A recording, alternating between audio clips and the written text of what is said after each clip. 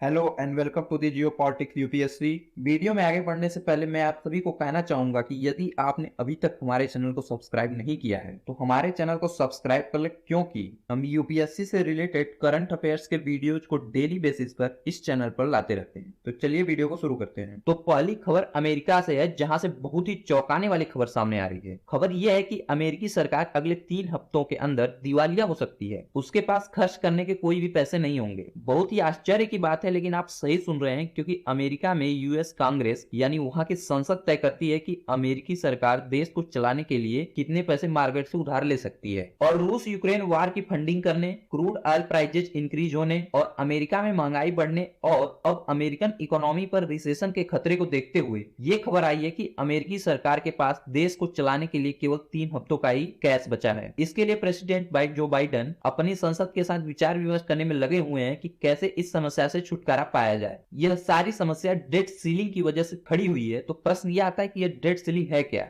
तो यह एक सीमा है जो अमेरिकी सरकार के ऋण की कुल राशि पर लगाई जाती है। इस सीमा के अंतर्गत सरकार नए ऋण लेने से रोकी जाती है और अमेरिकी फेडरल गवर्नमेंट की ऋण सीमा को federal debt limit control act के तहत निर्धारित किया जाता है। इस सीमा को बढ़ाने के लिए कांग्रेस की स्वीकृति आवश्यक होती है। अब ये ऋण सीमा क्यों है? जैसा कि आप सभी जानते हैं कि सभी सरकारें अपने देश को चलाने के लिए एक बजट लाती हैं और बजट के कुछ हिस्से में सरकार मार्केट से डेट यानी ऋण उधार भी लेती है। तो अमेरिका में भी यही सिस्टम है, जहां पर सरकार ने बजट के कुछ हिस्से को मार्केट डेट से लेकर पूरा किया और वहां पे सिस्टम ही है कि हर बजट में मार्केट से कुछ न कुछ सरकार उधार लेती ही है। तो अब अमेरिका में समस्या ये हुई है कि जो भी अमेरिकी सरकार ने पहले से मार्केट से डेट ले रखा है, अब वो उसे समय पर चुका नहीं पा रही है। उसके पास उसको चुकाने के लिए पैसे ही नहीं है। तो इसीलिए यह समस्या खड़ा हुई है। अब यदि इस डेट सीलिंग को अमेरिकी कांग्रेस बढ़ा देती है तो सरकार फिर से मार्केट डेट लेकर अपने बिलों का तय समय पर भुगतान कर सकेगी।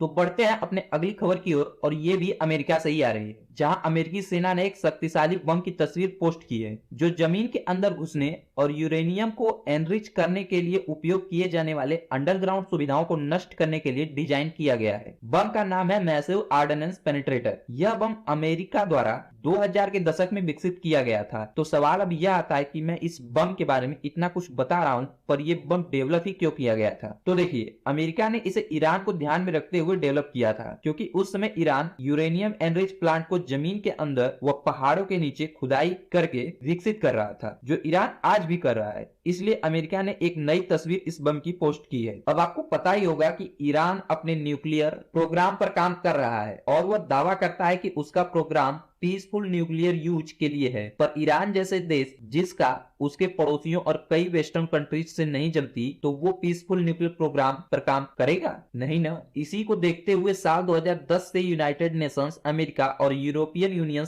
ईरान के ऊपर इकोनॉमिक, मिलिट्री और कई अन्य तरीके के सैंक्शंस लगा रहे हैं। पर साल 2015 में ईरान P6 यानी पावरफुल 6 मतलब चीन, फ्रांस, जर्मनी, रूस, अमेरिका और यूके के साथ एक डील साइन करता है, जिसके बदले में वेस्टर्न कंट्रीज ईरान पर से इकोनॉमिक सैंक्शंस हटाते हैं और उसके बदले में ईरान अपने न्यूक्लियर प्रोग्राम को और ज्यादा स्लो कर देता है। मतलब ईरान IAEA यानी इंटरनेशनल एटॉमिक एनर्जी एसोसिएशन को अपनी यूरेनियम इनरिचमेंट फैसिलिटी का समय समय पर दौरा करने का आश्वासन देता है, जिससे IAEA ये अश्योर कर सके कि ईरान किसी न्यूक्लियर वेपन प्रोग्राम पर काम न कर सके। लेकिन साल 2018 में उस समय के तत्कालीन अमेरिकी राष्ट्रपति डोनाल्ड ट्रंप इस डील को तोड़ देते हैं और ईरान के ऊपर फिर से सैंक्शंस लगा देते हैं, क्योंकि अमेरिका को शक था कि ईरान अभी भी चोरी छुपे अपने न्यूक्लियर प्रोग्राम पर काम कर रहा है। क्योंकि इस समय अमेरिका को यह शक था कि ईरान अपने बैलिस्टिक मिसाइल प्रोग्राम पर बहुत तेजी से काम कर रहा था और अमेरिका न्यूक्लियर प्रोग्राम के साथ ईरान के बैलिस्टिक मिसाइल प्रोग्राम को भी इस डील के अंदर लाकर उसे रोकना चाहता था। उसके बाद ईरान IAEA के साथ कोलैबोरेट करना बंद कर देता है और फिर से अपने न्यूक्लियर प्रोग्राम पर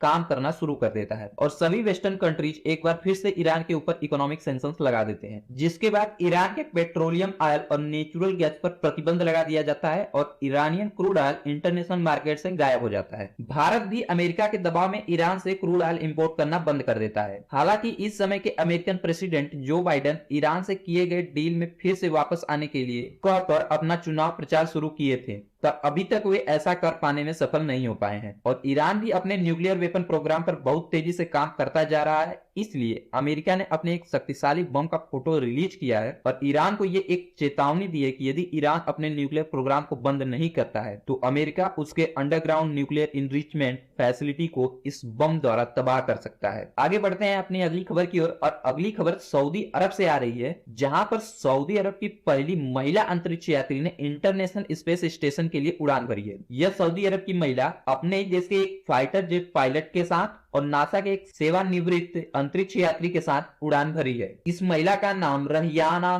बरनावी है, जो सऊदी अरब की पहली महिला अंतरिक्ष यात्री बन गई है। इन सभी को एलन मस्क की कंपनी स्पेसएक्स ने इंटरनेशनल स्पेस स्टेशन के लिए लॉन्च किया है। यह एक प्राइवेट फ्लाइट थी और इस तरह की दूसरी फ्लाइट थी जिसे ह्यूस्टन बेस्ड एक्सियोम स्पेस ने ऑर्गेनाइज किया था। तो इसमें आपके लिए दो खबर है, एक तो स्पेसएक्स अब प्राइवेट स्पेस फ्लाइट स्पेस में लॉन्च कर रहा है, यानी कि कंपनी बड़े बिजनेसमैन या ऐसे अमीर लोगों को जिनको स्पेस ट्रेवल करने का शौक है उनको अंतरिक्ष की सैर करा रही है। यह यात्रा 10 दिन की होगी और इसके लिए स्पेसएक्स प्रत्येक व्यक्ति से $55 मिलियन चार्ज कर रही है। स्पेस ट्रेवल एक भविष्य का बाजार है जिस पर स्पेसएक्स ने अभी से काम करना शुरू कर दिया है, फ्लाइट लॉन्च करना शुरू कर दिया है। अमेरिका में जेफ बेजोस की ब्लू ओरिजिन कंपनी भी इसमें लगी हुई है, पर उसे अभी तक कोई सफलता हाथ नहीं लगी है। साथ ही भारतीय space company Indian space research organisation ISRO ने भी साल 2030 तक ऐसी ट्रेवल कराने की बात कही है। तो इस स्पेस ट्रेवल में भी कंपटीशन बहुत ज्यादा होने जा रहा है। इसमें दूसरी खबर यह है कि यूएई और सऊदी अरब के बीच स्पेस की जंग तेज होने जा रही है, ऐसा संकेत मिल रहे हैं। इसका मतलब ये नहीं है कि ये दोनों देश स्पेस में वार करने जा रहे हैं, मतलब अब इन दोनों देश में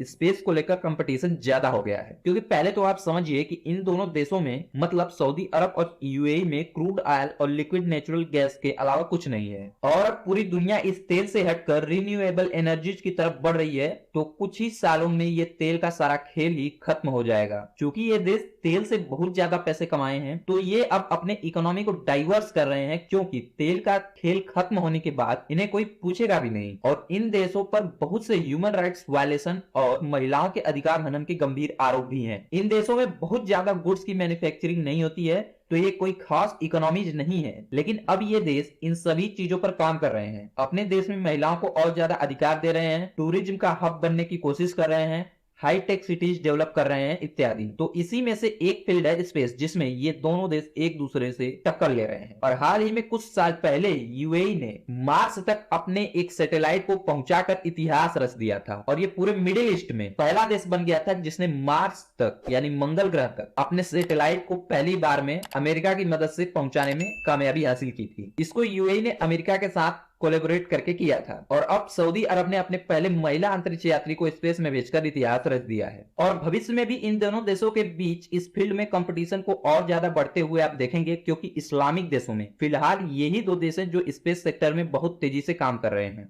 अगली खबर एक रिसर्च जर्नल से आ रही है, जहां जर्नल बायोलॉजिकल रिव्यूज में प्रकाशित एक नई शोध में वैज्ञानिकों ने इस बात का खुलासा किया है, दुनिया भर में 70,000 से अधिक प्रजातियों का विश्लेषण किया है, जिसमें स्तनधारी जंतु, पक्षी, सरीसृप, उभयचर, मछली और कीट मकोड़े शामिल थे। इस अध्ययन के अनुसार इनमें से 48% प्रजातियों की जनसंख्या में कमी हो रही है, जबकि केवल 3% से कम प्रजातियों की जनसंख्या में वृद्धि हुई है। अब इसमें आप सभी जानते हैं कि ऐसा क्यों हो रहा है। बेसिकली हम ह्यूमंस ही इस कारण के पीछे हैं। अंधाधुंध वनों की कटाई, नए शहर बनाना, रोड्स बनाना, जिससे इन जीव जंतुओं के रहने की जगह तक कम पड़ रही है। जंगल अब बहुत कम हो गए हैं और इन सब वजहों से क्लाइमेट चेंज जो हो रहा है तो इन सब प्रजातियों पर इसका एक विपरीत प्रभाव पड़ रहा है और बहुत सारी प्रजातियां या तो विलुप्त हो चुकी हैं या विलुप्त होने के कगार पर हैं। तो अब आपका सवाल होगा कि ये पता कैसे चलता है कि कौन सी प्रजाति विलुप्त हुई है, कौन सी नहीं, और उन्हें संरक्षण देने की आवश्यकता है। तो यूनाइटेड नेशंस के अंतर्गत IUCN यानी international union for conservation of nature संस्था के द्वारा इन स्पीसीज से रिलेटेड रिपोर्ट तैयार की जाती है। इस संस्था की स्थापना 1964 में की गई थी और इसके हेडक्वार्टर्स यूनाइटेड किंगडम में स्थित स्थित है। IUCN 9 ग्रुप में अपनी रिपोर्ट जारी करता है, जिसमें स्पीसीज के पॉपुलेशन इंक्रीज, डिक्लाइन, इंडेंजर्ड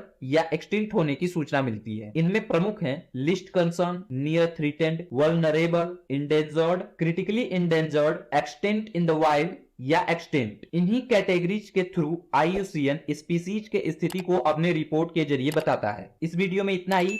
यदि आपको यह वीडियो पसंद आया हो तो हमारे चैनल को सब्सक्राइब करें और अपनी राय को कमेंट बॉक्स में अवश्य बताएं। तो फिर मिलेंगे एक नए वीडियो में, तब तक के लिए नमस्कार।